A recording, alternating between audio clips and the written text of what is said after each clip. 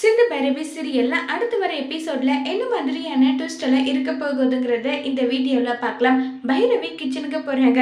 திடீர்னு லைட் வந்து ஃபீஸ் போடுற மாதிரி லைட் எரியாம போயிடுது. உடனே பைரவியோட அம்மா வந்து என்னாச்சுன்னு தெரியலையே, எல்லா லைட்டும் எரியுது, ஆனா கிச்சன்ல மட்டும் லைட் எரியலேன்னு சொல்லிட்டு இருக்காங்க. அம்மா, எனக்கு தெரிஞ்ச ஒரு இடத்துல இருக்காருல்ல, அவனை கூட்டிட்டு வர யாரடி சொல்ற, இது வேலையெல்லாம் நல்லா பாப்பான் ஆறுமுகம். ஏய், இது எலக்ட்ரிஷியன் பார்க்க வேண்டிய வேலைடி, ஆறுமுகத்துக்கு எலக்ட்ரிஷியன் வேலையெல்லாம் தெரியுமா, அதெல்லாம் தெரியும்னு சொல்லிட்டு என்கிட்ட ஆறுமுகம் சொல்லியிருக்கான்னு சொல்லி பேசுறாங்க. ஓ அப்படியான்னு சொல்லிட்டு ஆறுமுகத்தை வர வைக்கிறாங்க.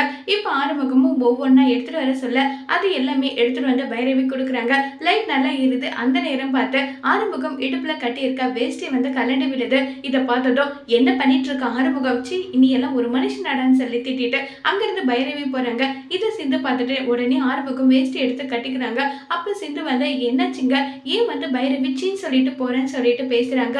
அது ஒண்ணும் இல்ல, சும்மா தான் சொல்லிட்டு அங்க இருந்து ஆறுமுகம் என்ன இவ இப்படி எல்லாம் பேசிட்டு போறாளேன்னு சொல்லிட்டு ஆறுமுகமா அங்க இருந்து கிளம்பி போயிடுறாங்க.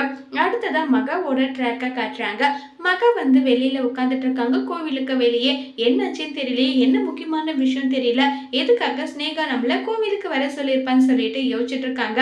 முக்கியமான விஷயம் இருக்குங்க, அதனாலதான் வர சொல்லியிருப்பேன், கொஞ்சம் வெயிட் பண்ணி தான் பார்க்கலாம் இருன்னு சொல்லிட்டு எசக்கி சொல்றாங்க.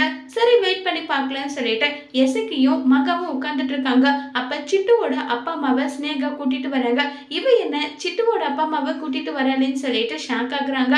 அப்ப உடனே அவங்க வந்ததும் என்ன விஷயம், இல்ல ஆண்டி, நம்ம சிந்துவோட ஒட்டுமொத்த கதை முடியறதுக்கான ஒரு நேரம் வந்துடுச்சு, என்னமா ஸ்னேகா சொல்றேன்னு சொல்லிட்டு கேக்குறாங்க.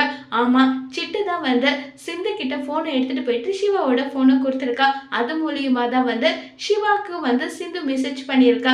இந்த விஷயத்த பஞ்சாயத்துல சொல்லி உடனே சிந்துவையும் சிவாவையும் வெட்டி விடணும் ஆண்டி. கண்டிப்பா நீங்க எனக்கு எல்லாமே நல்லபடியா நடக்கும்ல. என்னம்மா இந்த வேலை பண்ணிருக்கலாம், இவ்வளவு சீக்கிரம் அவ பண்ண தப்பெல்லாம் கண்டுபிடிப்புன்னு தெரியாது. கண்டிப்பா நீ சிவாவை கல்யாணம் பண்ணிக்கிட்டு சந்தோஷமா இருக்கணும், இது எல்லாம் நடக்கும் இல்லைன்னு சொல்லி பேசிட்டு இருக்காங்க. கண்டிப்பா நடக்கும் சொல்லிட்டு ரொம்ப சந்தோஷத்துல இருக்காங்க. இந்த விஷயத்த மகா வந்து அன்னபூரணி கிட்ட சொல்ல அன்னபூரணிக்கு என்ன பண்றதுன்னு தெரியாம அன்னபூரணி ஒரு பக்கம் ரொம்பவே வருத்தத்துல இருக்காங்க.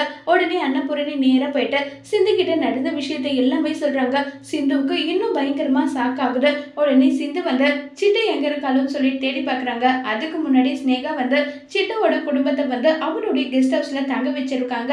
அதனால எந்த விஷயத்தையாலும் நம்ம சிந்துவை வந்து ஹேண்டில் பண்ண முடியறதுல இப்ப கடைசியா ஒரு முறை நம்ம சிவாவுக்கு போன் பண்ணி பார்க்கலாம் சொல்லிட்டு டாக்டரே நீ கோவிலுக்கு வான்னு சொல்லி கூப்பிடுறாங்க. உடனே சிவாவும் அந்த இடத்துக்கு வராங்க. இதனால எனக்கு எந்த வருத்தமும் கிடையாது, நான் செஞ்ச தப்புக்கான தண்டனையும் இது கிடைக்குதுன்னு நினைச்சுக்கிறேன். ஒருவேளை என்னை வந்து விட்டு பிரியணும்னு முடிவெடுத்தா நீ எனக்கு சம்மதம் சொல்லிடு டாக்டரே, எந்த வருத்தமும் இல்லைன்னு சொல்லிட்டு ரொம்ப வருத்தப்பட்டு பேசிட்டு இருக்காங்க நம்ம சிந்து. இப்ப சிவா என்ன முடிவு சொல்ல போறாங்க பஞ்சாயத்துல, சிந்து கூட வாழ விருப்பம் இல்ல சிந்துவை விட்டு பிரிய விருப்பங்கிறத சொல்லுவாங்களா இல்லையங்கிறத வரப்போற எபிசோட்ல வெயிட் பண்ணி பார்க்கலாம். தேங்க்யூ.